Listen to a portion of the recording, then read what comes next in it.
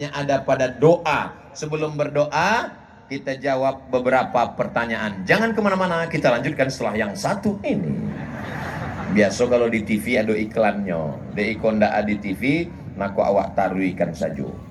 Nanti doanya aminkan, sebab doa ikola yang membuat rezeki awak lancar. Doa basamu ndak tahu awak entah dari lidah nama no doa kau dikabulkan Allah Subhanahu Wa Taala. Betul? Siapakah yang harus didahulukan ketika menjadi imam sholat? Orang tua atau anak muda? Kalau namu jawe nyala pandai orang Pariaman menjaga.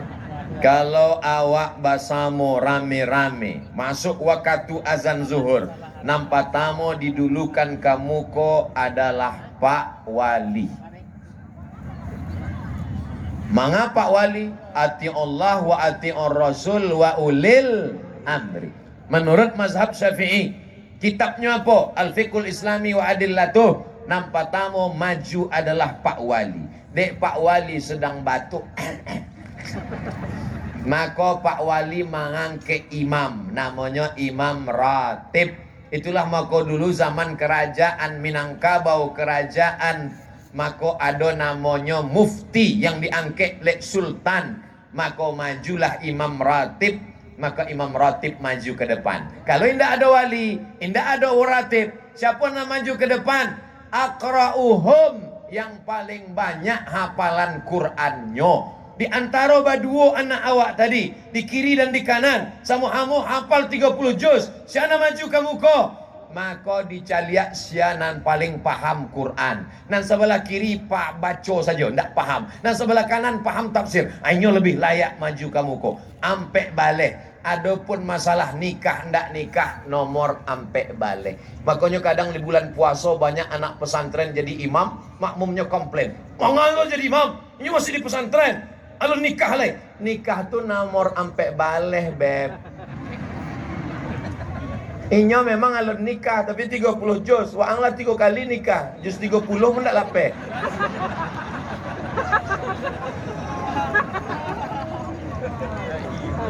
Lihat video Ustaz Somad tentang imam. Siapa paling layak jadi imam? Itulah urutan-urutannya. Leh.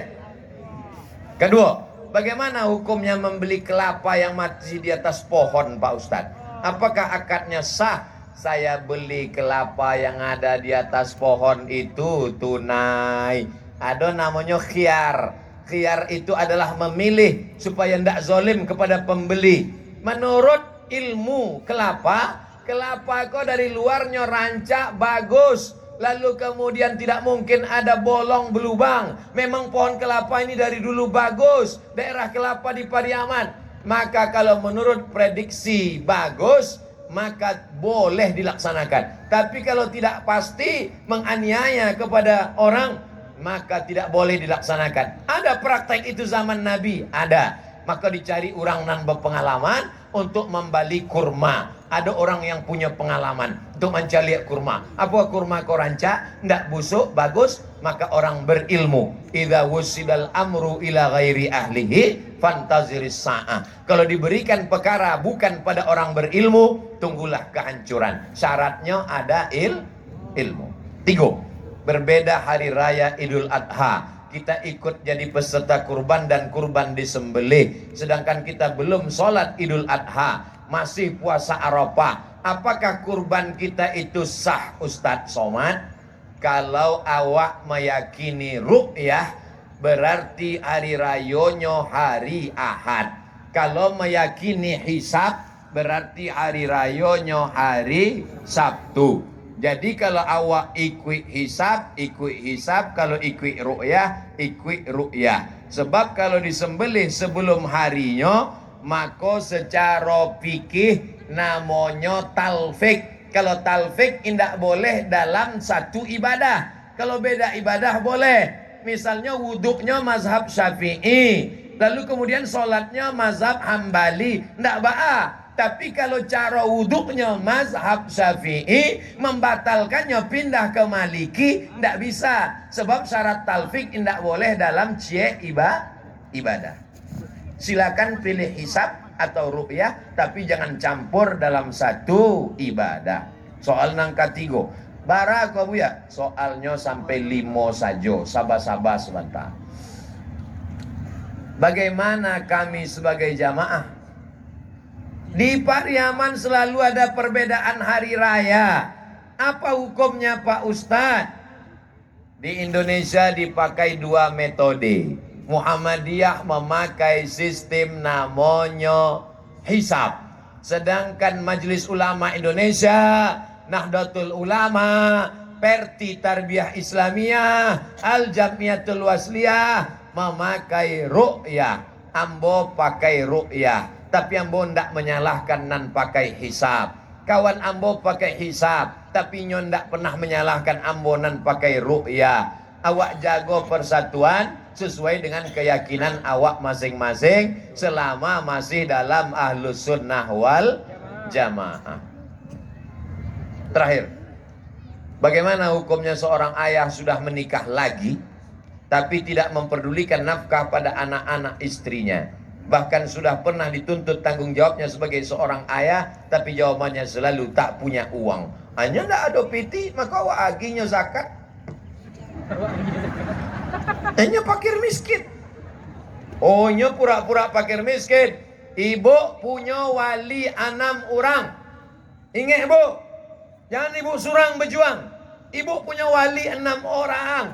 Nang pertama ayah, nang kedua datuk, nang ketiga abang, nang keempat adik, nang kelima abang ayah, nang keenam adik ayah. Panggil 6 wali kau, temui si laki-laki yang tidak bertanggung jawab. Setan, si kau sebentar, iko anak orang, iko adalah hasil buah cinta kasih sayang. Kalau dulu berang-berang tidak akan jadi orangnya kok. Akhirnya makan. Laki-laki punya 5 kewajiban terhadap anak istri. Nampak tamu makan. Ibu lah makan? Alon kecilnya.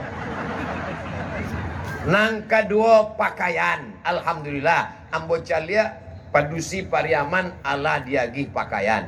Di tampek lain banyak lan alun dapek pakaian. Kadang baju alun selesai lah diambil dari tukang jahit. Ada baju lan dijahit rupanya resleting alun bapasang. Tapi alhamdulillah makan pakaian. Nang ketiga tampek tinggal rumah. Nang keempat pendidikan. Pendidikan itulah yang sudah diselesaikan oleh Pak Wali dari mulai TK, SD, SMP, SMA sampai kuliah. Kuliahnya pun dibiayai juga. Di Politeknik dimasukkan. Karajo supaya apa? Lepas dari kemiskinan. Membangun jalan penting, membangun gedung penting, tapi yang paling penting membangun sumber daya manusia. Nang kalimo perhatian. Perempuan iko perlu perhatian. Kalau tidak diperhatikan, inyo akan mencari perhatian laki orang. Perempuan iko dipuji, Pak. Papa, gimana jilbabnya? Amazing. Wow.